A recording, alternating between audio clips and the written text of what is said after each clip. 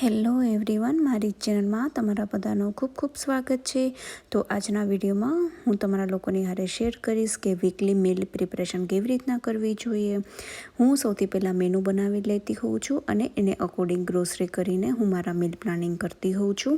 I hope કે તમને મારો વિડીયો સારો લાગશે. જો થોડો પણ સારો લાગે તો પ્લીઝ લાઇક કરજો, શેર કરજો અને મારી ચેનલને સબસ્ક્રાઈબ કરવાનું બિલકુલ પણ ના ભૂલતા. તો ચલો વિડીયોને કરીએ જલ્દીથી સ્ટાર્ટ. તો અકોર્ડિંગ ટુ માય મેનુ હું અત્યારે ભરેલા શાકનો મસાલો બનાવીશ. તો એના માટે મેં એક કઢાઈમાં ચણાનો લોટ લીધેલો છે. અહીં 1.5 કપ ચણાનો લોટ લઈ રહી છું. હું હંમેશા ચણાના લોટને શેકીને સ્ટોર કરીને રાખતી હોઉં છું. હવે એની અંદર હું શેકેલા દાણાનો પાવડર નાખી દઈશ, ધાણા જીરું પાવડર નાખી દઈશ, મરચું નાખીશ, હિંગ નાખીશ, ગરમ મસાલો નાખીશ, હળદર નાખીશ. આ બધી જ વસ્તુને સરસ રીતના બધું મિક્સ કરી લેશું.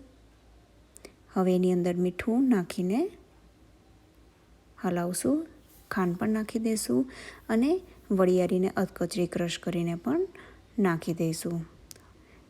હવે સરસ રીતના શેકાઈ ગયો છે અને એને હવે હું એક જારની અંદર પેક કરીને રેફ્રિજરેટરમાં એને રાખી દઈશ. આ મસાલો 6 મહિના સુધી એકદમ સરસ રહેતો હોય છે. જોઈ શકો છો કે મેં કારેલા અને બટેકાનું ભરેલું શાક બનાવ્યું હતું, તો એના માટે મેં આ મસાલો યુઝ કર્યો હતો. જ્યારે આ મસાલો રેડી હોય ત્યારે આપણે શાક બનાવવું ખૂબ જ ઇઝી થઈ જાય. હું આમાં તેને ભરેલા રીંગણા બટેકાનું, કારેલા બટેકાનું, ભરેલા મરચાં બનાવતી હોઉં છું, ભીંડો બનાવતી હોઉં છું. હવે નેક્સ્ટ રેસીપી જોઈશું આપણે ગ્રીન ચટણીની. તો ગ્રીન ચટણીને હું હંમેશા સ્ટોર કરીને ફ્રીઝરમાં રાખતી હોઉં છું. તો હું એક હારે જ મોટી બંચમાં બનાવતી હોઉં છું. તો અહીં હું કોથમીરને સરસ રીતના ધોઈને લઈ લઈશ. હવે એને મિક્સર જારમાં લઈ લઈશ.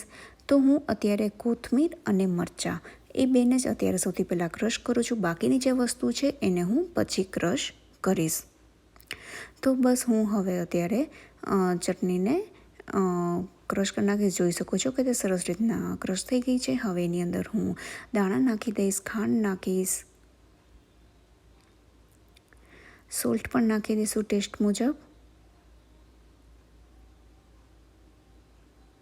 જોઈ શકો છો કે મેં મિક્સર ચાલુ થયું તો મારી દીકરી અહીંયા આવી ગઈ.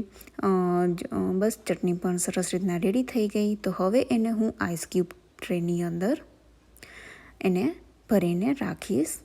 જોઈ શકો છો કે મેં સરસ રીતના એને ભરી દીધી છે. હવે એને હું ફ્રીઝરમાં સેટ કરવા માટે મૂકી દઈશ. જ્યારે તે સરસ સેટ થઈ જાય ત્યારે એને ઝીપલોક બેગમાં હું એને પેક કરીને મૂકી દઈશ. આ હતી વધારાની ચટણી અને અત્યારે મેં એક કન્ટેનર ભરીને રાખ્યું છે. એ હું રૂટીન યુઝ માટે લઈશ. તો નેક્સ્ટ છે, હું મરચાંને પણ હંમેશા કટ કરીને રાખી દેતી હોઉં છું. આ સ્વીટ પેપર્સ છે. તો મેં જે ચણાના લોટનો જે મસાલો બનાવ્યો હતો એની હારે હું આ સ્વીટ પેપર્સ જનરલી બનાવતી હોઉં છું. અને જોઈ શકો છો કે મારા રસોડાની હાલત અત્યારે મીચા પણ મારી બાજુમાં જ બધા જ વેજીટેબલથીને રમે છે. જ્યારે છોકરું હારે હોય, નાનું હોય, ત્યારે આપણે થોડી ઘણી પ્રિપરેશન કરીને રાખીએ તો એ ખૂબ જ સારું પડે છે. આપણો થોડોક ટાઈમ બચતો હોય છે. અને અહીં મેં મરચાંને પણ એના ડીટિયા કાઢીને એક પેપર ટોવેલ પાથરીને મેં એને કન્ટેનરમાં મૂકી દીધા છે. તો જ્યારે હું કોથમીરનું પણ ઘણી બધી ખાલી લઈને આવતી હોઉં છું. તો મેં ચટણીની રેસીપી ઓલરેડી તમારા લોકોની હારે શેર કરી દીધી. તો જે બાકીની જે કોથમીર છે એને પણ હું અત્યારે ખાલી પાછળના જે દંડિકા હોય એ જ હું કાઢીને એને એક ડબ્બાની અંદર સ્ટોર કરીને રાખીશ. કારણ કે મારે પાછલા બેચનો પણ ઘણો જ હજી મસાલો મારે પડ્યો છે. તો હું અત્યારે એને સાવ એકદમ કટ નહીં કરું.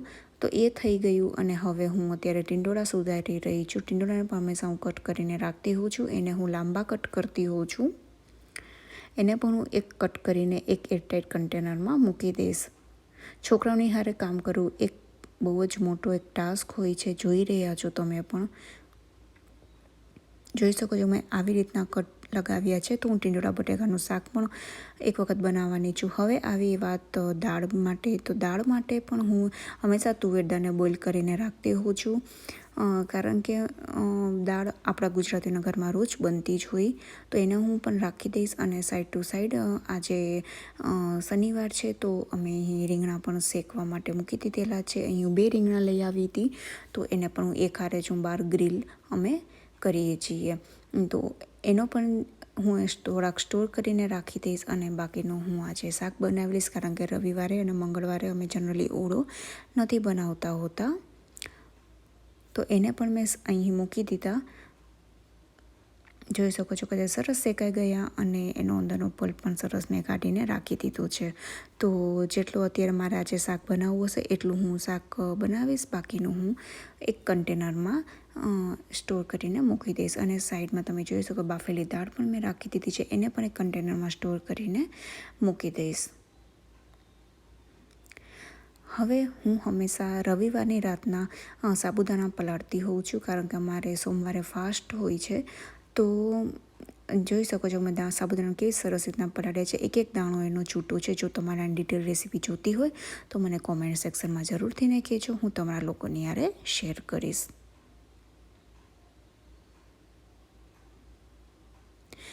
સાબુદાણા પલાળીને રાખ્યા હોય તો હું હંમેશા ખીર અને ખીચડી બંને એમાંથી ને બનાવતી હોઉં છું. એક સાઈડ મેં ખીર મૂકી દીધી છે અને એક સાઈડ મારી ખીચડી પણ બની રહી છે.